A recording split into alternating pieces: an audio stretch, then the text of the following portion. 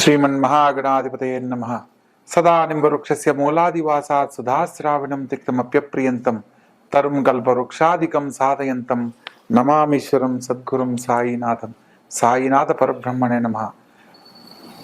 ముఖ్యంగా ఆగస్టు 1వ తారీఖు నుంచి ఆగస్టు 31వ తారీఖు వరకు ద్వాదశ రాశుల యొక్క శుభాశుభ ఫలితాలు తెలుసుకోబోయే ముందు గ్రహ సంచార ఫలితాల గురించి మనం ఒక్కొక్క రాశుల వారీగా ఏ గ్రహాలు ఏ రాశుల్లో సంచరిస్తున్నారు, ఏ రాశుల వారు ఎటువంటి శుభాశుభ ఫలితాలు పొందబోతున్నారో వివరంగా తెలుసుకునే ప్రయత్నం చేద్దాం।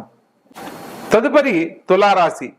ఈ యొక్క తులారాశి వారికి తృతీయ షష్టమాధిపతి అయిన గురువు భాగ్యస్థానంలో సంచరిస్తున్న కారణంగా ఉద్యోగ జీవితం కోసం ఎదురు చూస్తున్న వారికి చక్కని ఉద్యోగ అవకాశాలు లభిస్తాయి। ఉద్యోగం లేని వారికి ఒక చిన్న ఉద్యోగం కూడా మిమ్మల్ని ఎంతో ఆనందపడేలా చేస్తుంది। ప్రత్యేకంగా పంచమ స్థానంలో రాహుగ్రహ సంచారం జరుగుతున్న కారణంగా సంతాన భాగ్యం కోసం ఎదురు చూస్తున్న వారు ఆరోగ్య విషయంలో కొన్ని జాగ్రత్తలు గనక పాటించినట్లయితే సత్సంతాన భాగ్యాన్ని పొందుతారు। ప్రత్యేకంగా కుటుంబంలో తల్లిదండ్రుల మాట జవదాట రాదు అన్న సత్యాన్ని పిల్లలు తెలుసుకోవాలి। షష్టమ స్థానంలో శని సంచార ఫలితంగా 1, 6, 12 శని భగవంతునికి రాజయోగ స్థానాలు కాబట్టి తప్పనిసరిగా శని భగవంతుని యొక్క అనుగ్రహం లభిస్తుంది। ముఖ్యమైన విషయాలలో మీ యొక్క మాట పట్టింపులకు వెళ్లకుండా జాగ్రత్త పడాలి।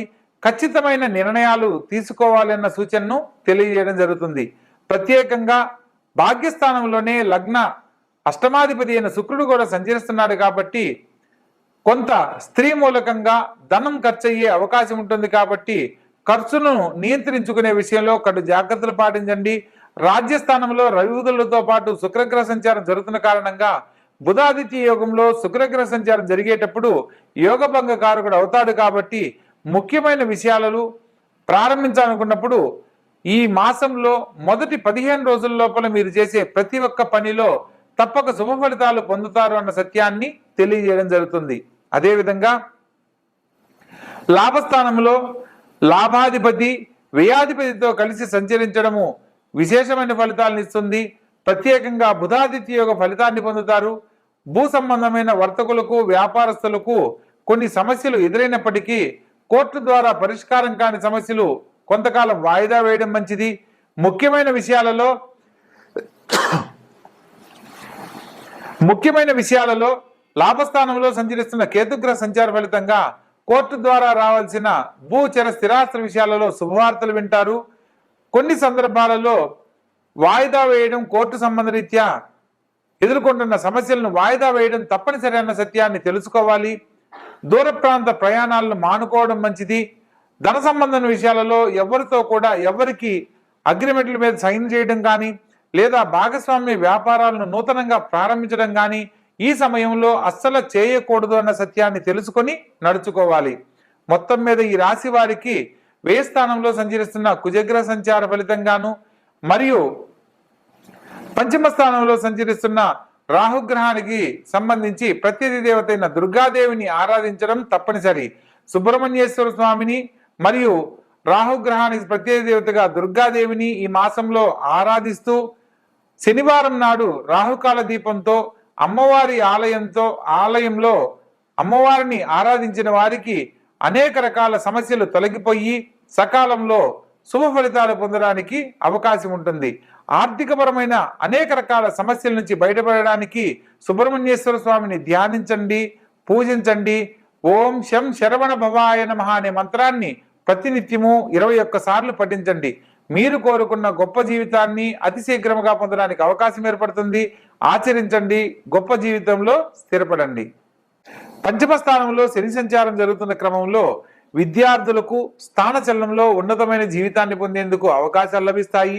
ప్రత్యేకంగా ఉద్యోగంలో మార్పు చెందాలనుకున్న వారికి, మార్పు కోరుకునే వారికి స్థానచలన బదిలీలకు ఇది అనుకూలమైన కాలంగా చెప్పడం జరుగుతుంది। స్థానచలనంలో ఉన్నతమైన జీవితాన్ని పొందుతారు। అదేవిధంగా ద్వితీయ పంచమాధిపతి అయిన గురువు అష్టమ స్థానంలో సంచరించే క్రమంలో కొంత ఆటుపోట్లు ఇబ్బందులు ప్రతి పనిలో కూడా ఎదురయ్యేందుకు అవకాశం ఉంటుంది। కార్యదీక్షాపరులయ్యి ప్రత్యేక శ్రద్ధతో ప్రతి పనిని ప్రయత్నం చేయాలని సూచనగా తెలియజేయడం జరుగుతుంది। అదేవిధంగా అష్టమ స్థానంలో సప్తమ వ్యయాధిపతి అయిన శుక్రుడు సంచరిస్తూ భాగ్యస్థానంలోకి మారుతున్న క్రమంలో మొదట ప్రారంభ కాలంలో ఈ మాసంలో కొంత ఖర్చులు ఎదురైనప్పటికీ నెల మధ్య నుంచి తదుపరి అంతా శుభం కలుగుతుంది. శుభ కార్యక్రమాలు చేపడతారు. విందు వినోద కార్యక్రమాల్లో పాల్గొనడం జరుగుతుంది. ప్రత్యేకంగా తండ్రి గారి సలహా మేరకు మీరు తీసుకునే ప్రతి నిర్ణయంలో కూడా తప్పక సత్ఫలితాలు పొందుతారు. ఉద్యోగ జీవితంలో ఉన్నతమైన పదవి యోగ్యత లభిస్తుంది అన్న సత్యాన్ని మనం గమనించవచ్చు. అదేవిధంగా భాగ్యస్థానంలో సంచరిస్తున్న రవి బుధులు రాజ్యస్థానంలో సంచరించే క్రమంలో రాజకీయ నాయకులకు ఇది అత్యద్భుతమైన కాలంగా చెప్పడం జరుగుతుంది. పై అధికారుల యొక్క మన్ననలు పొందుతారు. ప్రజలు మీ యొక్క సేవను గుర్తించి పదవి యోగ్యతకు దోహదపడతారన్న సత్యాన్ని తెలుసుకోవచ్చు. ప్రత్యేకంగా లాభస్థానంలో కుజగ్రహ సంచారం చేత ఎప్పటి నుంచో జీవిత ఆశయంగా గృహయోగం కొనలేక బాధపడుతున్న వారికి చక్కని గృహయోగ లాభాన్ని పొందేందుకు ఇది అత్యద్భుతమైన కాలంగా చెప్పడం జరుగుతుంది. ఈ సమయంలో మనసులో ఒక సంకల్పంతో కులదేవత దర్శనం చేసి మనసులో ఏ సంకల్పం కోరుకున్నా అది తప్పక గృహ సంబంధమైన పనుల్లో విజయాన్ని పొందడానికి అవకాశం లభిస్తుంది. కాబట్టి మొత్తం మీద ఈ రాశి వారికి అనేక రకాల సమస్యలు ఉన్నప్పటికీ అష్టమ స్థానంలో సంచరిస్తున్న గురువు మరియు శుక్రగ్రహ సంచారానికి సంకేతంగా గురుగ్రహ సంబంధమైన ఆలయ సందర్శనము, అదేవిధంగా శుక్రునికి ప్రత్యేక దేవతగా అమ్మవారి ఆలయాన్ని సందర్శించి మీ మనసులో ఉన్న కోరికను కనుక చెప్పుకున్నట్లయితే అతి శీఘ్రముగా మీ యొక్క కోరిక నెరవేరుతుంది. ప్రత్యేకంగా గురువారం నాడు శనగలు దానం ఇవ్వడము, పసుపు రంగు వస్త్రం బ్రాహ్మణునికి దానం ఇచ్చినట్లయితే మీరు చేయబోతున్న పనుల్లో ఆటంకాలు తొలగిపోతాయి. ప్రత్యేకమైన పదవి యోగ్యతకు సంబంధించి అమ్మవారి ఆలయంలో 6 దానిమ్మ పళ్లను అమ్మవారికి సమర్పించి కోరుకున్నట్లయితే అతి శీఘ్రముగా మీ యొక్క కోరిక నెరవేరుతుంది. కాబట్టి తెలుసుకున్న విధానంలో చక్కగా ఆచరించి ఆనందకరమైన జీవితాన్ని పొందండి. తదుపరి మీనరాశి. ఈ యొక్క మీనరాశి జాతకులకు ప్రస్తుత కాలం అత్యద్భుతమైన కాలంగా చెప్పడం జరుగుతుంది. లగ్న రాజ్యాధిపతి అయిన గురువు చతుర్థంలో సంచరిస్తున్న క్రమంలో విద్యార్థులకు మంచి గుర్తింపు లభిస్తుంది. ప్రభుత్వం ద్వారా గుర్తింపుకు సంబంధించిన కొన్ని అవార్డులు తీసుకునే అవకాశం కలదు. ప్రత్యేకంగా కళారంగంలో రాణించాలనుకున్న వారికి నూతన అవకాశాలు లభిస్తాయి.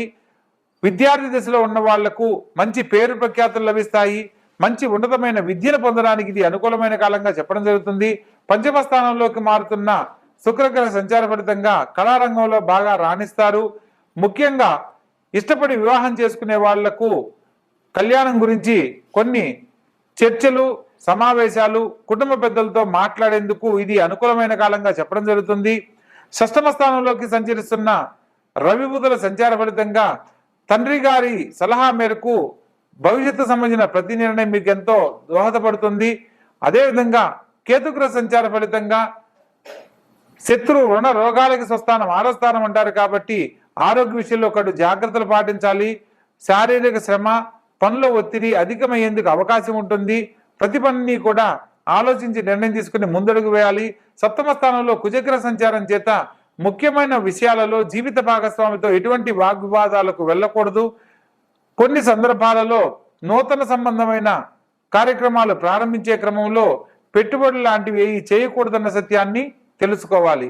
అదేవిధంగా 1000 స్థానంలో సంచరిస్తున్న రాహుగ్రహ సంచార ఫలితంగా కులదేవత దర్శనము, పుణ్యనదీ స్నాన ఫలితము తప్పకుండా లభిస్తాయి. ఈ సమయంలో దేవతా దర్శనాన్ని చేయడం వల్ల మీరు భవిష్యత్తు సంబంధించి తీసుకునే నిర్ణయాలలో ఆటంకాలు తొలగిపోయి సకాలంలో సత్ఫలితాలు పొందడానికి అవకాశం ఉంటుంది. మొత్తం మీద ఈ రాశి వారికి రాహుకేతుల మధ్య గ్రహ సంచారం జరుగుతున్న కారణంగా ప్రతిరోజు సుదర్శన మంత్రాన్ని పఠించాలి. అదేవిధంగా రాహుగ్రహ కేతుగ్రహ శ్లోకాలను నవగ్రహ ప్రార్థనా శ్లోకాల్లో మనకి చెప్పబడిన విధంగా అర్ధకాయం మహావీరం చంద్రాదిత్య విమర్దనం సింహికా గర్భ సంభూతం తం రాహుం ప్రణమామ్యహం. అదేవిధంగా కేతుగ్రహానికి సంబంధించి ఓం ఫలాస పుష్ప సంకాశం తారకాగ్రహమస్తకం రౌద్రం రౌద్రాత్మకం ఘోరం తం కేతుం ప్రణమామ్యహం. ఇలా ఈ మంత్రాన్ని 7 సార్లు, రాహుగ్రహ మంత్రాన్ని 18 సార్లు పఠిస్తూ ఉన్నట్లయితే భవిష్యత్తు సంబంధించి తీసుకునే ప్రతి నిర్ణయంలో కూడా తప్పక శుభ ఫలితాలు పొందుతారు. వంశపారంపర్య దోషాలు తొలగిపోవడానికి, సర్పదోష నివారణకు, సుదర్శన మహామంత్రాన్ని తప్పనిసరిగా పఠించాలి.